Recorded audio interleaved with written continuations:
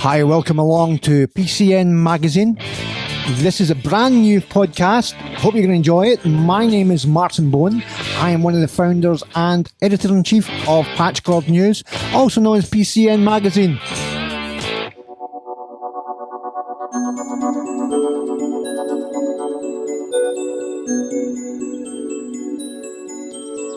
Welcome. Welcome to the very first podcast for PCN Magazine, also known as Patchchord News.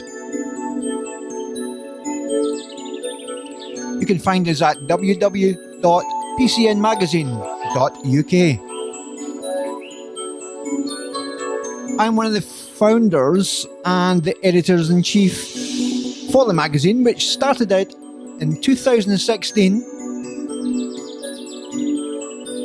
with Scott Whiteman and myself. Got together and we created the little online music magazine. We cover various musicians, genres of music, and also entertainment. I then rebranded it to PCN Magazine a few years ago, just before COVID came in. And this is our very first step into podcasting. So what better way to have a great musician in our first podcast?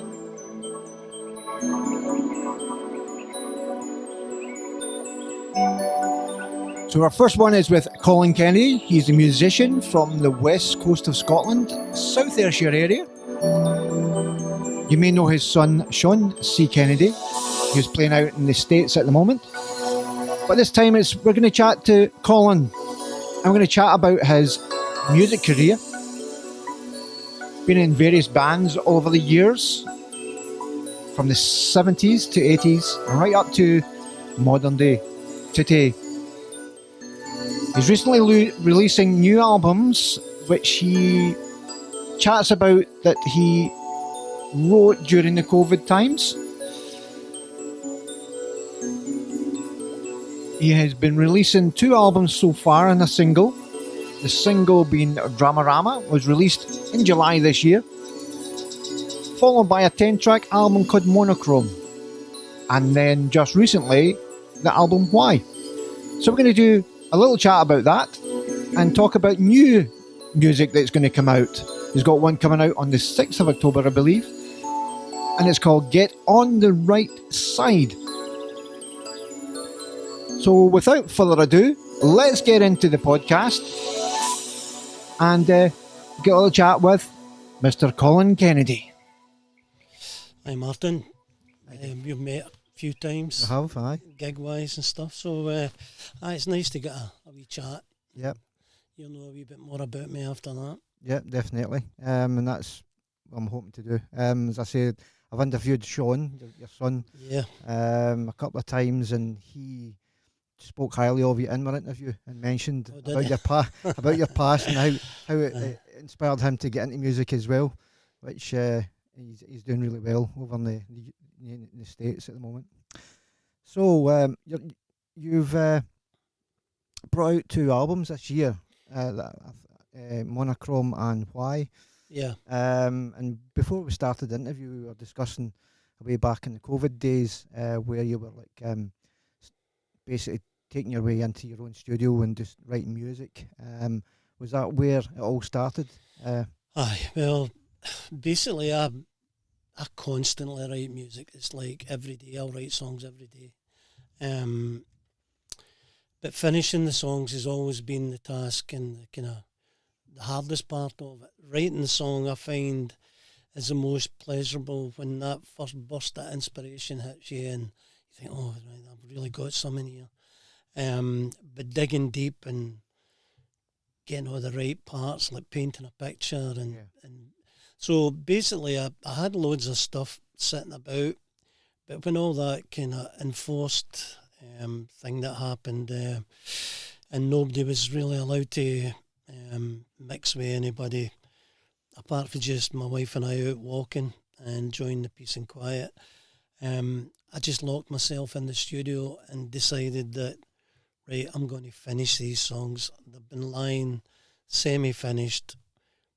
I'll never get a better opportunity. So basically set about going through them and crafting them. Because at the time, I've got a good friend, Dave McLean, who comes down usually once a week, and he comes down to help me with the mixing stage and kind of make things sound fuller and better. And so I couldn't even see Dave, so I was stockpiling all these songs, waiting for the time when Dave could come along. So at the end of the thing, God, I was sitting on top of over 30 songs completed, and I use some musicians for Nashville, where Sean is, like drummers over there, and they're all geared up for playing drums in your track, and they just send you all the stems of the tracks. And also like mastering engineers in Nashville and Amsterdam. So eventually I had everything finished, and I was sitting on top of them. And then earlier this year, my wife and I did a big garden project, and I had to sacrifice a lot of time for that. But these songs were sitting in a hard drive, and I thought, you know what, I'm just gonna put them out. Yeah. But also knew that, knowing the way that people listen to music these days, where they kind of cherry pick what songs they want to listen to. I don't think anybody, or not many people, can listen to an album back to back, front to back anyway. I think because of the iPod generation and then phones and music in phones, they pick the songs that they like and they'll make up a playlist of things. So I knew that putting 30 odd songs on one project would be stupid, that nobody was ever going to try and work their way through that. So I decided to split it into three albums, with 10 songs each on them. Right. And on these albums, we had songs left over from the CKB album. I decided to put one of them in each of the albums, so that people could get a listen to it, that they maybe heard us playing it live. So that's basically how it came about. I kind of spoke to friends and Dave and my friend John Blakely, and just kind of decided what worked, which songs would sit nice one after another. And that was it. So, and it's put onto Spotify and iTunes and Amazon Music and stuff, and it's basically out there, and whoever wants to listen can listen. And it's kind of like a legacy, I think, because I've released other stuff in the past, the Celtic kind of project and other things, and I suppose when you're not here anymore and your family kind of, or somebody can always trace you back and go, oh right, oh you did that, and you did that. And so it's basically that, and it's maybe not everybody's cup of tea, because it's quite a wide variety of styles, music. Well, that's the thing that I was listening to the album coming up to speak to you today, and prior to that I'd been listening, and I could hear different elements of different genres of styles of music. Blues, rock, electronic. There was like hard rock in there, and it was really, really nice. It was a nice mixture. Yeah, and I think that's just because I started singing in talent contests when I was 9-10 years old. Right. My parents would kind of push me into entering a talent contest over on holiday somewhere, and maybe somewhere like Silith or one of these places. And I remember listening to the charts on Radio 1 on a Sunday and waiting to see what was coming. I kind of missed the stuff in the 60s. I did catch the tail end of it, because I was still just in my teens. I was like, 70s was more what I was focusing on when I was learning music. So it was a case of, since the 70s, that in the 80s there was great music in each of these eras. In the 90s, when we stopped kind of using drum machines again and went back to real drummers, and so I think my music is just, when I write a song, it's just whatever comes. If it's good enough to take it to the finish line and finish the song, it'll stay as an idea in ideas folders and dictaphones and notepads and things. But if I go through that and I find that there's something worth working on and getting it finished, I'll still do that. But you know, when you've got a song that would I let people hear that? Does it stand up? It used to be, even when you were young and you couldn't afford much money to record in studios, that you'd have a set amount of time, and you would go in to record your songs and you'd be watching the clock in the wall, knowing that you were running out of time. And invariably, when you recorded your couple of songs or whatever in a few-hour session, and then the guy would mix it, it wasn't really what you were looking for, because you just didn't have enough time. So I think having a facility of my own that I've been able to build up through the years, time is one thing I do have, and I can sit and I can listen to one of my ideas, and if it doesn't make me go, ooh, I'll try and get it to the point where, like, I don't care who listens to it, I'm happy with that. Right. I'm quite happy to present that to other people. They don't have to like it. Yeah. I'm quite happy to get any kind of critique, because it makes you a better songwriter anyway. Right. So I think that was the thing, digging in, finishing the songs, but there's always songs waiting to go for the next one. Yeah. So for the people out there that don't know who Colin Kennedy is, and you touched on the Colin Kennedy band many years ago. Obviously, I'd met you for the first time at the Land of Burns thing down at Roselle, and I hadn't really known much about the band at that time. But obviously I knew your son Sean. So getting to know who you are, tell me a little bit of the story, how it all began. Well, I think it was that. I think it started off, I wanted to be a drummer. Okay. And I've always been interested in drums and putting drums together and watching drummers and stuff. But I could sing, and my mum and my dad are both strong singers as well. Right. In fact, all my family sings. Sean sings. My daughter Kerry's a good singer as well. She got a lovely voice.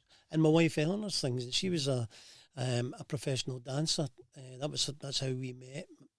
After Elvis died, right. We got flung together. I'll tell you that story. But everybody can sing, and so that was the thing for me. And then my dad had bought me a cheap guitar, all he could afford at the time when we lived in Crosshouse. But it was invariably like all cheap guitars, they're very hard to play, and they're extremely hard on your fingers, and a lot of times it's so painful to try and get anywhere with it, you just throw it to the side. And it wasn't until we moved to Irvine as a family, when I was going into third year of school, and I noticed in Castle Park, where we first went to, there was a guy doing guitar lessons on a Saturday afternoon. So I thought, you know what, I'm going to have a go at that. Mm-hmm. So I went and I bought another guitar. My dad went garret and I bought a 12-string guitar for, I don't know why 12-string. It was it's hard enough to play 6. And I went, and the guy, he sat in the middle, and it was a big circle round about him, and he was just showing everybody what to do. And then I noticed a guy who was in the same year at school, so we started kind of playing together, and we eventually did a couple of gigs. We were doing like T-Rex songs and Simon Garfunkel and things like that. And we did a couple of wee gigs in the pubs in Irvine, and then I'd get paper round and a Sunday paper round and a malt round, and so I could buy better guitars. Mm-hmm. And then I was able to get to the point where I was wanting to form a band. Mm-hmm. And another couple of boys from Irvine, and we had a 3-piece band. We were then, a wee bit later on, we were gigging and doing gigs and stuff, and I had my dad guaranteed to buy I had a Gibson 335, a Walnut 335. I wish I never sold it, but and I'll tell you who's got it. The guy who plays guitar in the Pretenders cover band. Right. I can't remember what they're called. But they're a really good band. Mm-hmm. And I went down to speak to him. I says, any chance you would sell me that back? He goes, no chance, mate, you're not getting it. That's how good it is. So that was that. Yeah. And then a chap called Graham McGee was introduced to us by a guy that was helping us carry the stuff. And Graham was a great piano player, and he joined the band. So that was us, a wee 4-piece band, and we were doing gigs in some of the well-known pubs like the Sandrian in Kilmarnock. It was a Thursday night gig in there, and there was loads of good bands come down from Glasgow, and you were thought, oh God, I'm up to this, but you just brassed it and went on and did your thing. And then a guy came along one night who went to school with me in Kilmarnock in the Grange Academy, and he'd been away playing drums in Germany. He'd just left when he was 16 and just went. And he said to us, look, we're forming this other band. The guy who was a guitar player in the Dead End Kids, he had to leave the band, and the boy fair, Colin Ivory, became the new guitar player when he was 15. So he had said, look, we've got these gigs, we've got agency, it's a much higher level than what you're playing at in circuit. So we did that, and that was the band Yankee, a 5-piece band. So we got a manager, Ian McKee from Stuarton, who got us onto Radio 1. His friend was the controller of Radio 1. So we were doing stuff in Radio 1 Roadshow, and Dave Lee Travis and Alan Freeman, and then eventually Phonogram showed an interest in us, and they were going to sign us, but the deal broke down when we were in Norway. And it disappointing is not even a good enough word to describe it, because we'd worked so hard to try and get there and get some kind of deal. And so that fell through. I had met my wife Ellen at the time, just to touch on that story. The band Yankee, I was quite a kind of energetic front man and jumping about like an idiot. And we were always in the newspapers, so all the local papers and the Daily Record and things. And this STV producer had seen all the stuff, and Elvis had died in 1977, and he wanted to put a tribute show to Elvis on in Glasgow Pavilion, like a week-long run. Right. And he asked our band if we would be a part of it, which we were. And my wife Eleanor was one of the dancers in the show. She was a professional dancer. And we met after the show, and Richard Park. You remember Richard Park? That was a kind of DJ and Fame Academy, all that kind of thing. The after-show party was in his flat in Glasgow, and I got to speaking to Eleanor, and we've been together ever since, like married 44 years now. So so I'd left the band, had a bit of downtime, and then other bands were like the Dead End Kids, who had great success, number 6 in the charts, and two of the boys in that band, Alistair and Colin, and my other friend for here, Tommy Kerr, we formed a band called Dance Faction. There was a couple of things in between that, but a band called Midnight Express. It was a South Ayrshire band, a show band kind of thing. And we used to play the Grab a Granny on a Thursday night. I remember them. Remember Grab a Granny? The big band would play, and then Midnight Express would play in between. So great times with that, a couple of years with that. But then Dance Faction went on for maybe about 12 years or something like that. Quite a popular band. And then I went on my own for a while, decided to make my own backing tracks and stuff, did that for a while. And when I turned 50, I thought, you know what, that'll do me, I don't want to do this anymore, because I still had this hankering to be doing original material, and I was still writing and trying to finish stuff. And I had a friend from Kilmarnock, Clark Sorley, who's got a studio in Kilmarnock. In fact, he used to own the studio that the Trash Can Sinatras then took over. So I was involved in a Celtic project with him called Dariada, and that's all on Spotify and everything as well. And then a meeting with Craig Smart from Fretfest, who's a good friend, Craig, and we just said, look, it's a shame that nobody's done anything for Willie Freckleton, for all he did for music and for all the young bands. And he said, oh, well, I'll let you know if there's something comes up, would you play? And I hadn't done anything for about 6-7 years, and just been helping Sean get started. And then they phoned me and they said, hey, this is happening, it's happening in August. I'm going, what? So I had to form a band with some friends, John Blakely on guitar, Jim Eagleson on bass, and Tommy Kerr on drums. And we're trying to think of a name of the band, and Tommy's going, well, it's it's basically all your songs. Just call it the Colin Kennedy Band. I'm going, jeez, no way.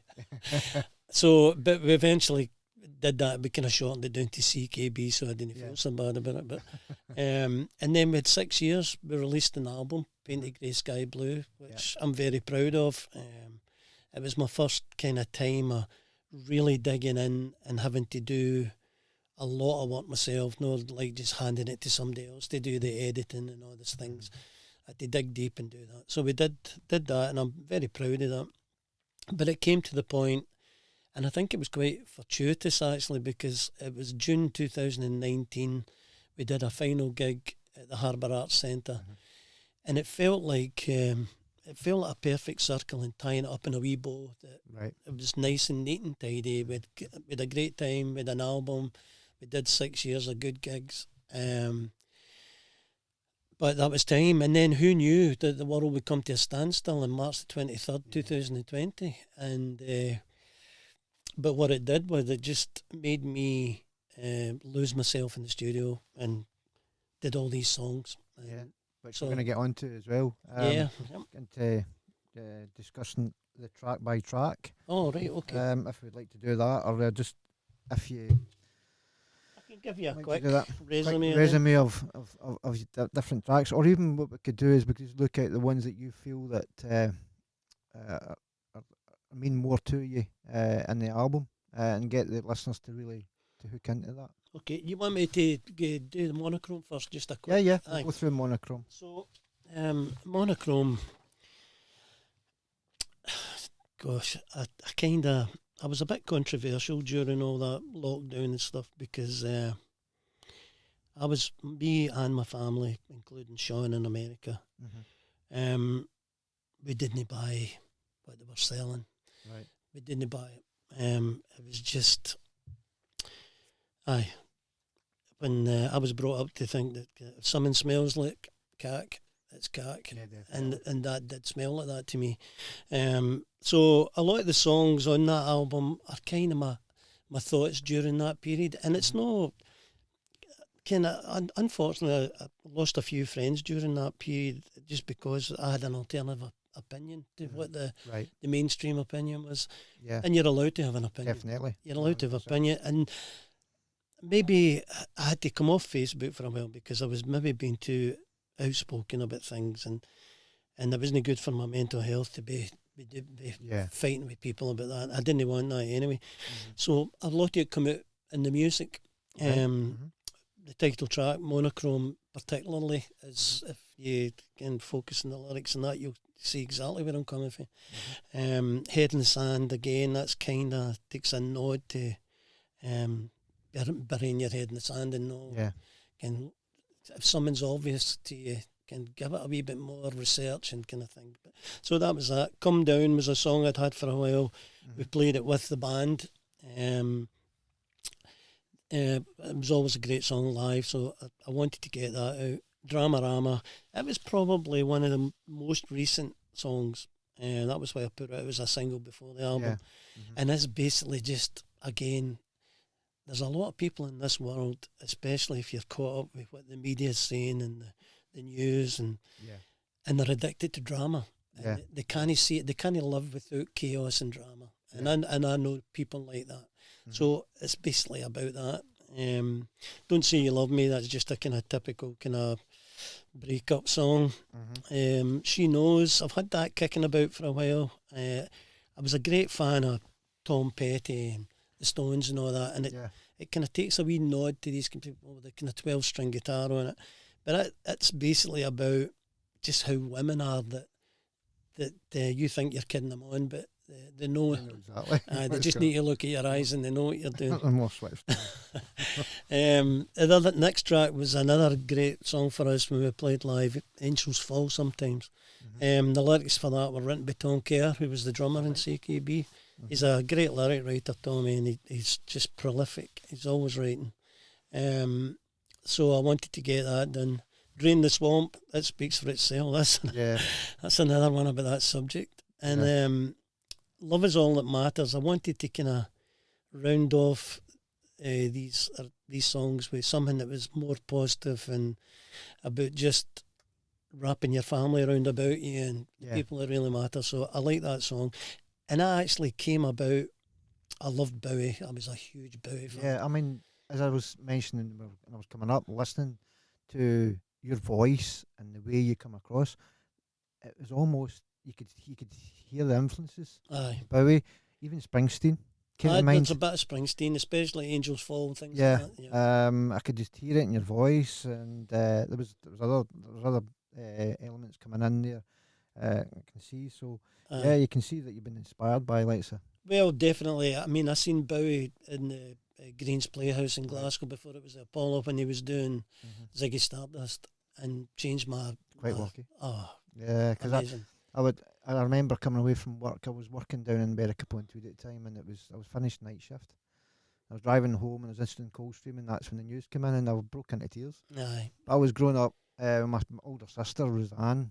She bought all the albums, and that's where I got into them as well. So amazing big talent. fan. So basically, I had watched this thing on TV, on YouTube actually, and it was David Byrne of the Talking Heads, right?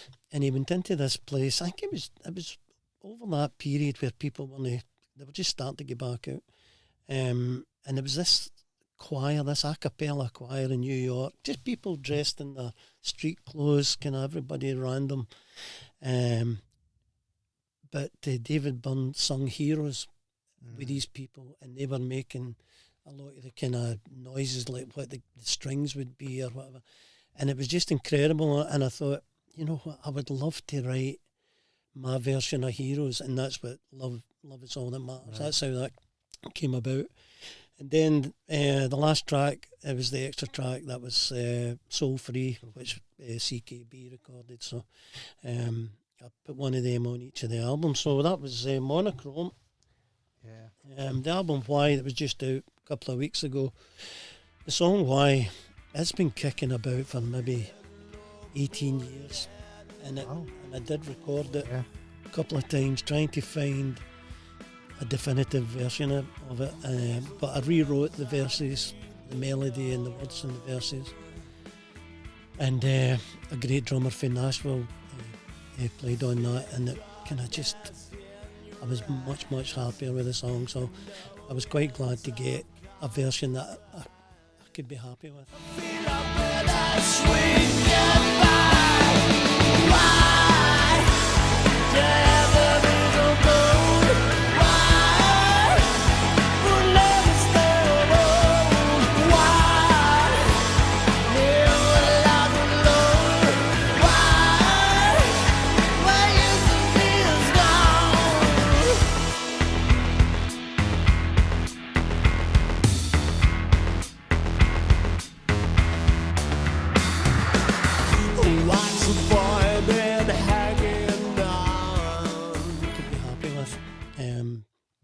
Deja Voodoo, that was another lyric by Tom Kerr, great catchy kind of title, and it was another song we played live, and I wanted to get that out. Better Now, it's a kind of Stonesy vibe.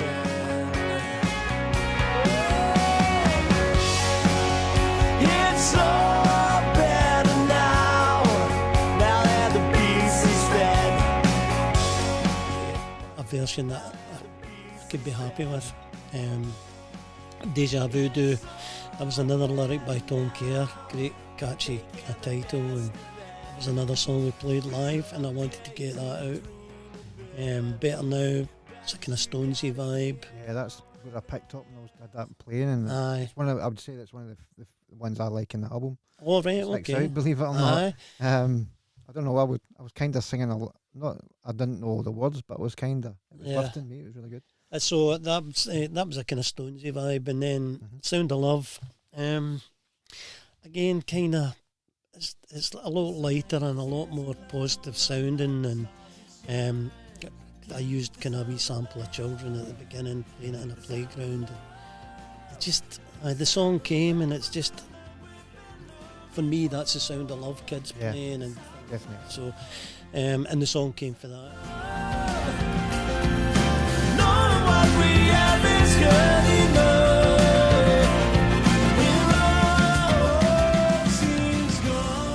War of Words.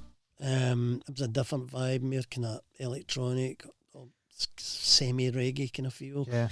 And again, it was I had the title, and then the story just kind of evolved for the title. Yeah.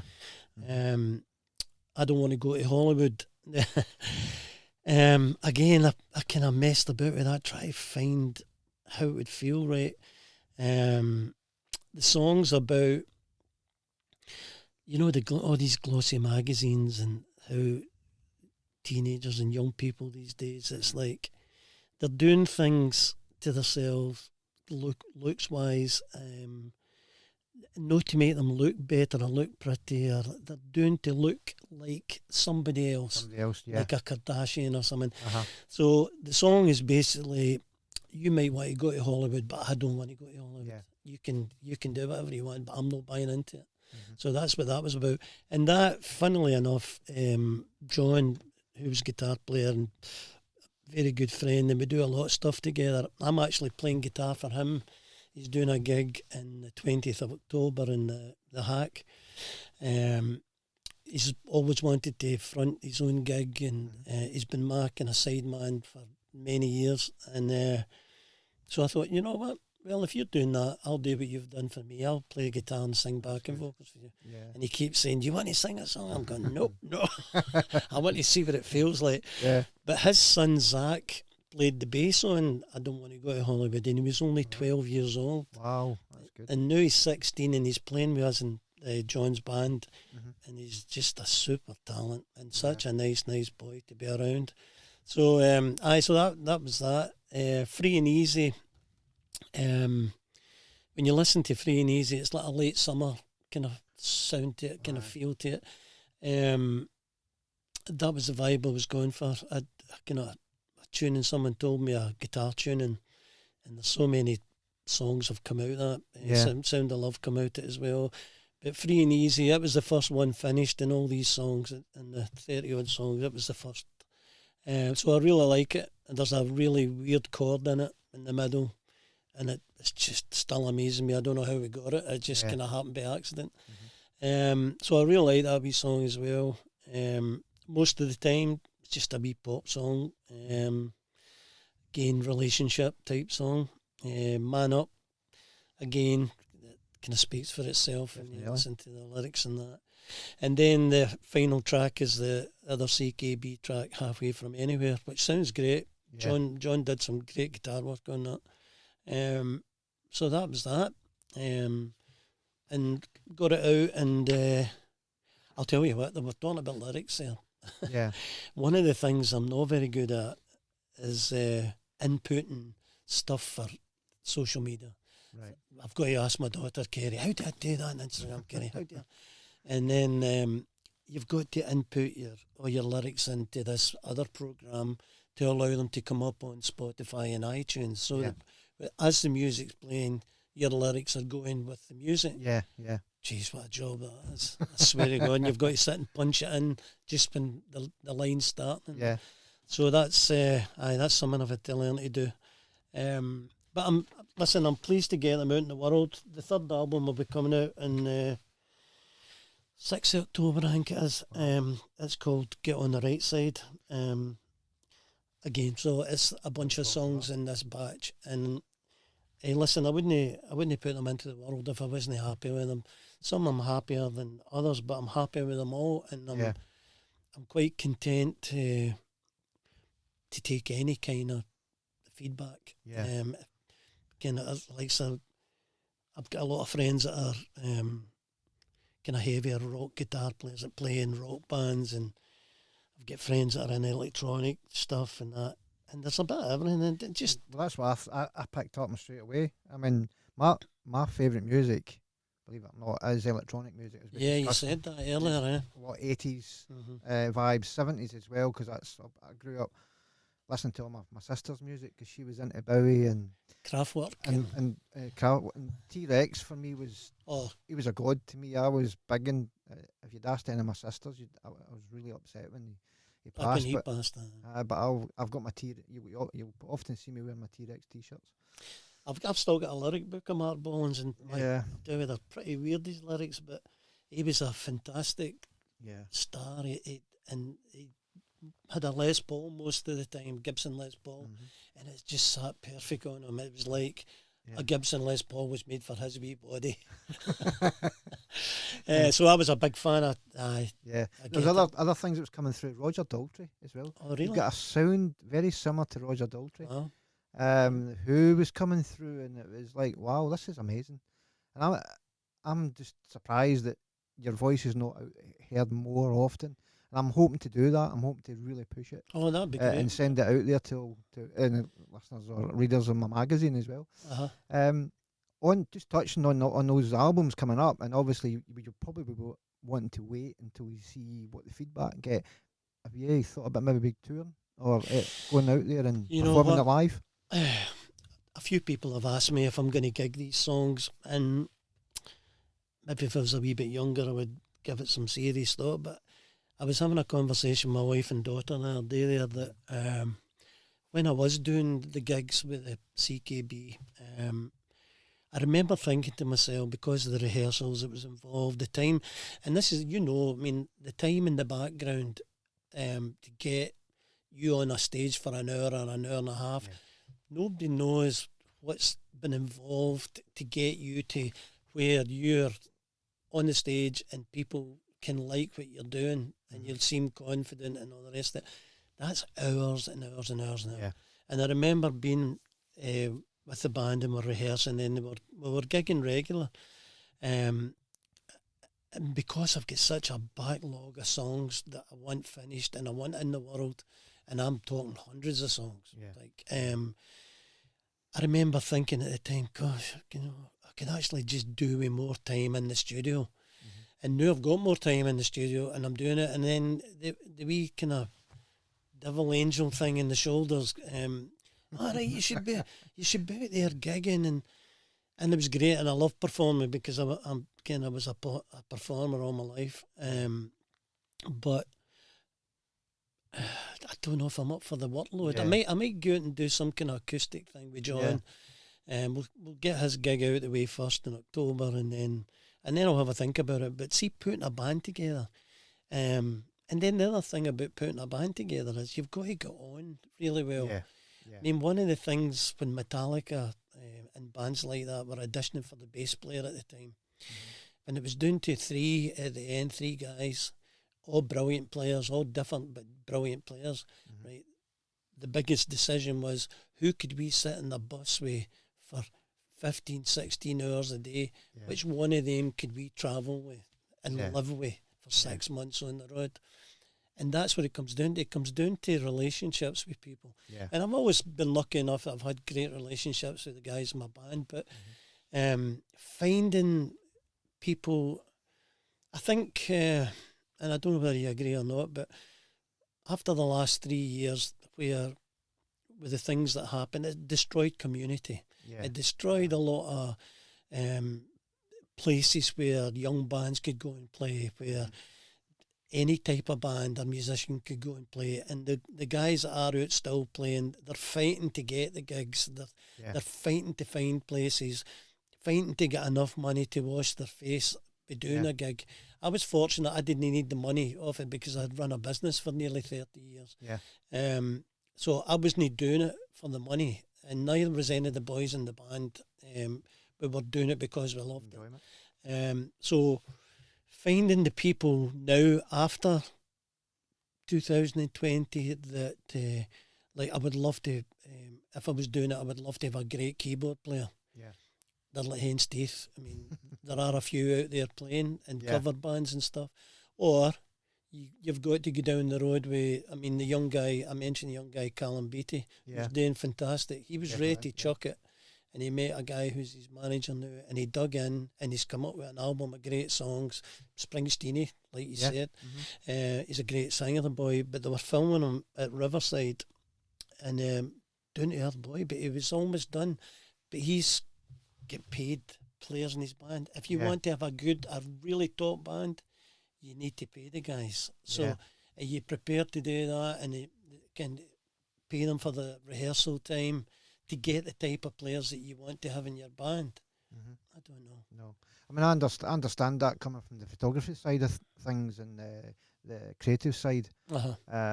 from photographing bands and doing videos when I first started. And it wasn't that anybody expected to get it for free.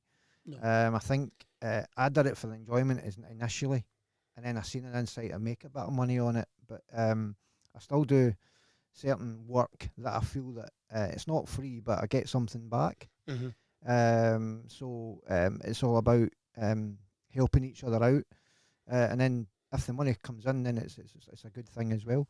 Everything's expensive as well, and I think with the new technology as it is, we were discussing that about DJs and producers and stuff like that. They're and I don't knock this about making sound, because you look at, we touched on Kraftwerk and other bands like the Human League, and all these type of bands using different sounds to like keyboards and electronic music. That's kind of music I like, believe it or not. Yeah. But true musicians, it's hard work, and they need to be compensated for that. Of course they do. And if they want to do it as a professional level and it's a full-time job, it's hard out there. It's tough in this country. I mean, as you said, Sean's in Nashville, and I mean, there's thousands of fantastic musicians. We went there. My friend Billy still sings it. We went there in September 2019. And we just happened to land there when there was a thing called Americana Fest. 360 bands over 5 days in multiple venues in Nashville. And I'm telling you, the standards of every type of musician, singer, it was like, wow, I'll be kidding on here. But the thing over there is, these people are so talented that they need very little rehearsal. You can just send them the music, you can send them the dots, and then a couple of rehearsals and bang. They thought they'd play together forever. So we don't really have that here. A lot of the young kids, and there's mega talented kids in Scotland and in this area as well, but they're coming out of the music colleges and stuff like that, and they're ending up having to play in wedding bands because it's the only way they can make their living. I mean, I was doing at my friend's daughter's wedding down in a wee place near Coylton, Ridley Barn or something like that. Right, yeah. And he had an 11-piece band on. Wow. 2 singers, five brass. And these were all brilliant young musicians, but there's no proper session work for them anymore. And it tends to become a kind of locked room that anyway. If you're in the room, you're fine. If you try to get in the room, nah. So, it's very difficult in this country, but where Sean is, it's a different mindset. But you're paying, you've got to pay. But you're paying for like instant top level. So that, again, getting back to that question, would I gig it? I doubt it. I mean, if I had a case of I could walk in with my guitar and walk straight up to a microphone and just sing and play, I would do it every week. That's not how it works. And invariably, if you're the kind of front guy, you're carrying the weight, and you've got you're kind of main organizer, all that stuff. And I just had done it too many years. I mean, God. So the albums are out there as well, and there are other people could be producers again listening to it as well, and PRs and all sorts. Even if they were to come to you and say, Colin, we'd love to get this out in tour because we'd like to get this out. Well, that's maybe a different conversation then. I suppose it would be. And I might, once I get the third one out, and I'm already working on the fourth one, it's underway. I might start to target publishers and stuff again that I did in the a way back when I was trying to kind of make a name for myself. But I mean, maybe there's so many songwriters and stuff in like said Nashville. They're making their living off of TV and film as well. So I don't mind. I've got music that's kind of instrumental stuff as well. So I think I've always wanted to have a publishing deal where I could just write stuff and send it off to the publisher, and they can distribute it and try and get it connected to something. So that maybe that's the thing. But again, I would love to have somebody doing that for me, where I could just concentrate on what I think I'm good at. So I was watching Netflix. There's a few. One stands out is Lewis Capaldi. Yep. His documentary, and I felt for the lad. You can see the pressures that he's got heading out to America, writing songs for. I didn't realise he was writing songs for other people, and he's quite a young lad. Yeah, he's quite outspoken. He's comical, but whether that's just a front, you can see how hard work it is. And then obviously, you've been through it. You've done all that, and then you're coming to a stage where you can really enjoy what you're doing. More relaxed, no pressure, and it's on your decision. Yeah. Whereas I feel like Sir Lewis Capaldi and all the other ones, like Taylor Swift and all the rest of them, it's whether they've got full control. I don't know. Aye, that's a whole other thing. My young friend was Lewis Capaldi's tour manager up until the thing happened at Glastonbury, and the boy had to kind of step back a bit. But they were touring. They were in Nashville as well. Sean went to see them in Nashville. But he kind of tends to work with a writing team in London. 3 guys, and they're the one that was the big breakthrough hit for him. Somebody He Loved or something. Yeah. That was written with a writing team in London, but that's what young musicians have got to do now. Yeah. If you look at the credits on some songs, there's maybe 6, 7 credited writers on that. There are very few people now, young people coming up, who have got complete control. They've wrote the song, they've wrote the music, they've wrote the lyrics. It's usually in the record companies, they kind of push them to, we'll put you in with Ryan Tedder, the hit maker. And so that's kind of how, when you're signed to a record company, and know that they're signing a lot of people these days, and know that many people are making money off it, very few are. But your hands kind of forced into it. Yeah. I'm just doing it because I love it. I'm in here. And to be fair, I'll maybe run the songs or the ideas past John and Dave and my family and that. But invariably, you're making all the creative decisions yourself. Yeah. It's not like that when you're expected to have a hit every other month. Yeah. And I've seen the documentary with Lewis Capaldi, and a lot of people didn't appreciate him till that, how hard he'd worked with doing. Yeah. In fact, I kind of. There's a big friend of mine for Comores, Jim Marshall. Jim's always been a DJ and had karaoke things, and his ex-wife Carol is Lewis Capaldi's auntie. Right. And I remember Jim saying to me years ago when Sean was kicking off his thing, hey, you want to hear Carol's nephew singing? He stopped singing in the karaoke and stuff like that. And that's who it was. It was Lewis Capaldi. But he basically he dug in and he worked hard. And the boy can sing. He's got a great voice. But he's struggling now with his mental health, I think, to be able to... And diagnosed with Tourette's as well. It was hard to watch the Glastonbury thing. Yeah, his Tourette's kicked in. The sheer pain the boy was feeling. That's not nice to watch. And having that on board and then looking at and seeing the amount of crowd out there. And I mean, I've been on stage with the bands as a photographer, and I feel it. And I'm trying to stay out of sight and hide. And I was on stage with Bastille this year. Right, okay. And to be honest with you, Colin, I was like, I could have went to the other side of the stage, but they had quite a big setup on the stage, so I couldn't really see where I was. It was a good angle, because I think the lead singer tends to on a turntable, and he spins and jumps and stuff, so that was okay. I felt more comfortable when I went to front of the house, and I get more pictures that way. But so I feel that intensity. How does it feel? And I think, and I work with The Real Thing quite a bit with Chris Amu, and talented guys. They're lovely as well, and I've been on stage with them a few times. But Chris makes me feel slightly different. And there's one image that I took this year of him. I was kneeling down, and he was walking towards me. I thought he was going to pull me up and show me to the crowd. So I can feeling all that on board, as well as try to be successful as a musician, or any success. It can be quite tough. Do you not think with guys like the Amu brothers, that because this is a resurgence, that the initial thing in the 70s when they had the hits, the pressure would be more on them then. Yeah.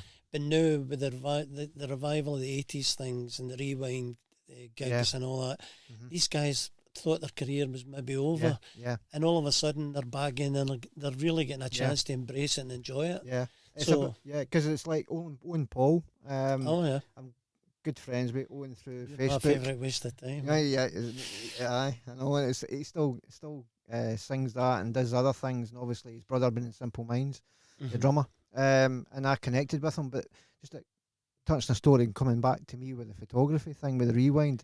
I haven't been to Rewind for a while. Simply because they changed PR, and that's another thing where it can happen where you're not getting signed up and different things. And I was always going to the Rewinds to cover them for the magazines or whatever. And this PR wouldn't let me come in. Oh, But really? Owen actually phoned them up and says, "Look, Martin's going to be my personal photographer," but that didn't work. All right. So I still didn't get it. So, Wow. but I tend to work with the Let's Rocks now. Okay. And then I meet the musicians that way. And it's quite cool. I enjoy it. But I can feel the pressures, and you can also get burnout as well. Oh, definitely. And then like you mentioned about where you don't feel it anymore. I've been getting that a little. You feeling that vibe, yeah? I'm actually feeling that a wee bit with photography at the moment, but just coming up and having an interview with you is kind of kick-starting a little bit of a creative side of me again. Because I'm looking at other things, more on that you talk about social media with TikTok and Snapchat and different things with the media, the video side of things, and audio podcasts, a big thing as well. Yeah. And getting people to know who you are, and I found it really interesting to know about you as Colin. Yeah. And the music that you've been into, how you've created, and obviously Sean and your daughter, and how all that's inspired in Sean going away across to the States. And I have interviewed Sean a few years ago before he went. Yeah. And he's doing really well as well.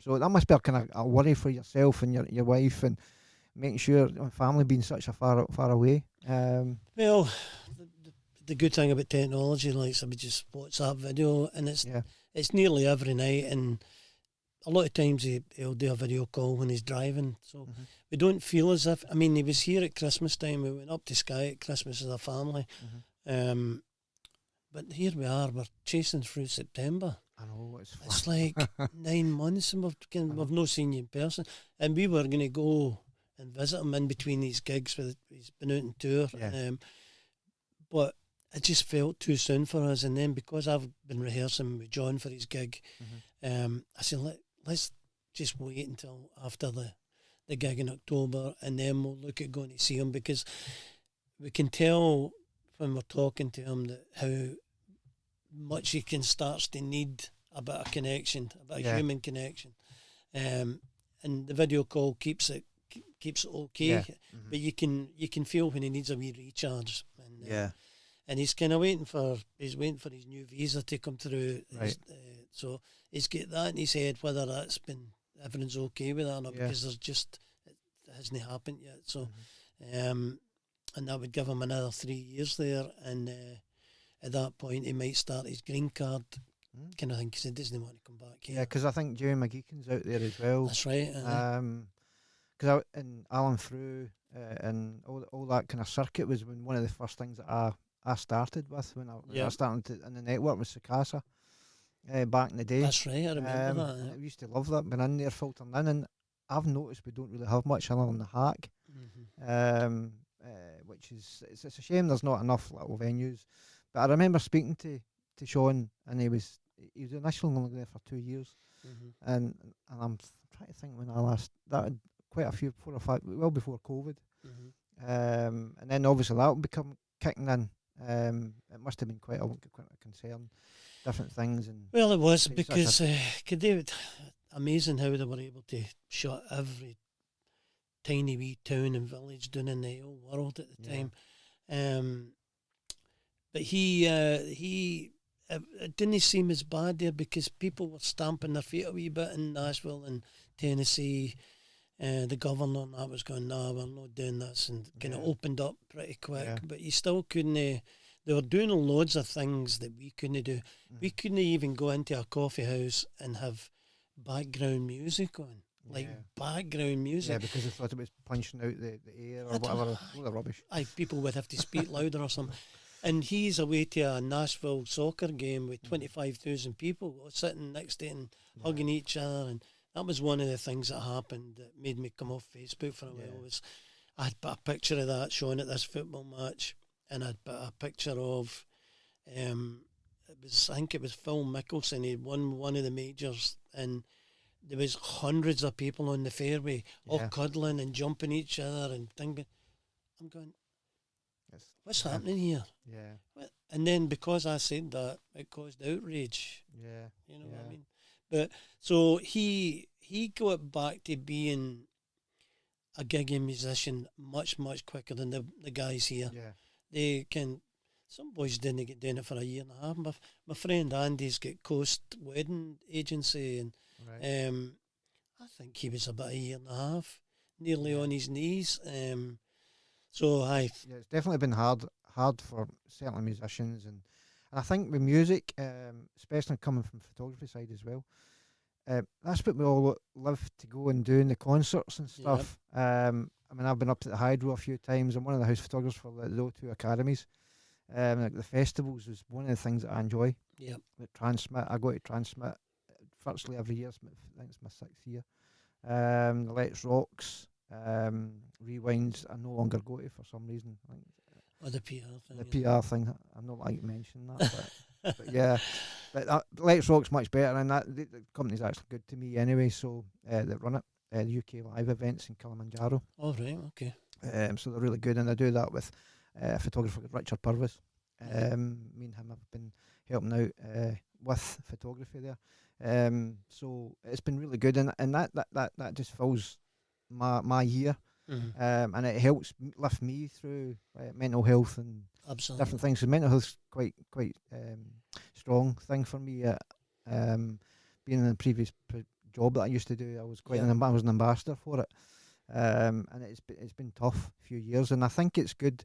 A lot of these things have happened because it has inspired you to bring out this music. Yes, it has. And that's been a good thing. And I'm excited to hear these new albums coming out. Yeah. Certainly, I'm hoping it'll inspire other musicians out there to do the same thing. And I'm sure that you'll know some musicians at the moment, maybe at your same age group, maybe not really inspired or feeling that urge to get back out there as well. Yeah, they're having to compromise big time. And the mental health thing with any creatives, whether it's a photographer, an actor, painter, musicians, it's a very fragile thing. If you're someone that can dig deep into emotion, what you've got to do to be a creative, you're susceptible to downtime. I mean, no question about that. So there's a lot of people would like to be busier, I think. But you know, it's hard to speak on behalf of anybody else because we're all so isolated from each other. As I say, I feel as if they put a grenade into community and just blew it to bits, and that's unfair. It's bad enough when you actually meet more people in supermarkets than anywhere else now. I know. And then the other thing is getting the inspiration to actually get off your bum and go and see a gig, and actually just go and do something. It's easier not to do it, but I hope. I feel for young people who don't have a lot of money to buy instruments and stuff like that, let alone get a place to play a gig. The promoters that put gigs on, like the Fretfest guys and Big Simon Paling, all these people, I mean, they do such a great job trying to get live music out there. And then you're people like yourself. And I often wondered when I watched you doing like that, Burns and all that and the different things, like you're taking great pictures. You took great photographs of us and Alistair Mulhern and coming to all the different gigs. Jackson Fraser as well. Aye, and Jackson's away over on the other side of the world. Is that right? Aye. Well, he's over in I can't even say the name. It's an island, Scottish island. Aye, but it's like I always wonder. I say it must be so hard to try and make money off of what you do because you're basically doing it for the love of it, and you're trying to capture moments because that's what they are. They're moments. And I always did wonder, like, God, if you really needed to make your living off that, that must be awful difficult. Yeah, because it's a bit like the musicians as well. I mean, you can make the music, but you've also got to edit it, and then you've got to put it out there. photographers take the picture, we still have to edit it, and then we've got to put it out there. So Yep. it's a bit very, very similar in that way. Yeah. It's like last year as well when we talked about Rewind. I was quite lucky through the FeckFest guys Yep. to contact me because they knew that I was a bit down that day. If you look at the social media, and he says, "Come across to Making Waves Festival." Oh, the live thing, yeah. Yeah, and I'm hoping that obviously it hasn't happened this year, but I'm hoping it's going to happen next year. Well, hopefully they can get the funding for that because they work hard at it. Yeah, and I was even though the weather wasn't the best, they had the Red Arrows there as well, and there was a lot of good acts there as well, local acts, like Anna Sweeney. She opened. She's came back and singing there as well. You had Fatherstone and you had Della Mitri, and that was great. And just where it was, the location was perfect as well, especially near where the Magnum was as well. Yeah. So if they would ask you to do that next year, Colin, would you do it? I don't know. As I say, it would need to be much simpler than it has been. Yeah, because I think up to this point. the singer out there for me it was wee Jinky as Jinky well. was in it, yeah. And he's absolutely phenomenal. And there's another one he's quite big on his mental health Yep. as well. And some of his songs touch me as well. And I'm sure when I get more into some of your songs as well, there's a couple of them. It's actually resonates. Yeah. And I'm hoping that's what will help other people out there as well. Absolutely. And then they'll pull in and they'll really like that music. So it's a big thing. Well, that's why I wanted to put the lyrics up so people can read them and read into them. And you're always when you're writing a song, you're trying to make it in a big world sense anyway. You're not trying to just make it really small, like it's about you in one situation. You're trying to, regardless who's listening to it, they can read into it what they need to read into it. It takes you to a place as well, because there's some music that I hear takes me back to times when it was either good or bad. Yeah. You know, and it's quite nice as well. Just takes you back, because the 70s was when I was growing up as well. 70s and 80s. And sometimes I want to go back there. And music can do that for me. Absolutely. So we're coming near to the end of the interview. Yes. I'd really like to thank you for taking this time out to speak to me. We're here in your little studio. It's absolutely amazing. I'm just blown away by it. Wish I had this photo studio. Maybe I'll get there as well. But that's hard work. That you obviously you've did that, and to just mention to people about where we can hear all your music again. You just want to just go over again, just help promote it a little for you. Yeah, and I'm trying to get better at putting it out there, as you know, and that's why I'm very thankful coming over here today and getting a chance to spread it a wee bit more as well. But it's it's on all the usual stuff like Spotify, Apple Music. In fact, somebody was asking me, a friend of mine was asking me yesterday. He's on the road. He's a touring drummer. He's doing the School of Rock at the moment. So he was in Liverpool yesterday. And he's going, CK, how do I buy this album? I'm going, what kind of phone have you got? So I think there's a wee kind of tricky thing with Apple Music and iTunes. You've got to buy it from iTunes. Apple Music, just stream it. So it's on them. It's on Tidal, I think. I don't know how many people use that, and it's on Amazon Music. But it's out there in the world for people to digest it anyway. Yeah, and is there any plans to make a hard copy of this album? Well, that was a thing. If there had been any kind of demand or people asking for vinyl or something like that, I would maybe have got a limited kind of press. But what happens happened with Sean, there's a garage full of Sean's first CD there. We ordered too many of them. I've got to. And same with our CKB album, you end up with boxes of CDs that you didn't push hard enough, or you didn't get the right distributor. So it would only be if somebody was kind of demanding it. And to be honest with you, the ego thing, I don't feel as if I need to go and get an album pressed just to make me feel better. I'm just happy it's in the world, and most people are streaming now anyway. I've got loads of defunct pieces of equipment. Like I went and bought a wee cassette player the other day because I found cassettes in the garage. So that I could listen to some old idea tapes for early 90s. So I went and did that, but I've got machines that are completely defunct. So nobody really buys CDs anyway now. I don't Yeah, think. that's true. Yeah, The people do buy vinyl, I know, but yeah. is there enough Expensive. of them? Aye, It's more than what we used to pay. We used to pay about. I'd get an album, about £7 maybe. aye, Now some, they're selling from at 20. aye. But it was a great experience Definitely. because you bought an album and you would play it from the start to the end of one side, then you'd play the other side, and then you'd read the sleeve notes. Yeah, and the photographs as well, coming Aye, photography side of yes, things. So absolutely. it helped everybody. You had all these people with a connection that could get a bit of work out Aye, of it. it was definitely a thing. Yeah, but we still can get photographs, I suppose, and still get music. Yep. And still combine. So I'll just end the interview and thank you very much, and just get all the listeners to listen into Colin Kennedy music. Thank you very much, Mark. I appreciate it. Okay, bye bye. Thanks, bye.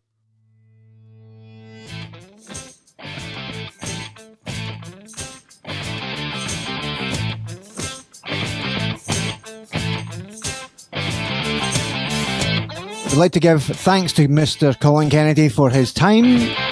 What a great podcast. I hope you enjoyed it. That's the first one over and done with. Hope to bring you more.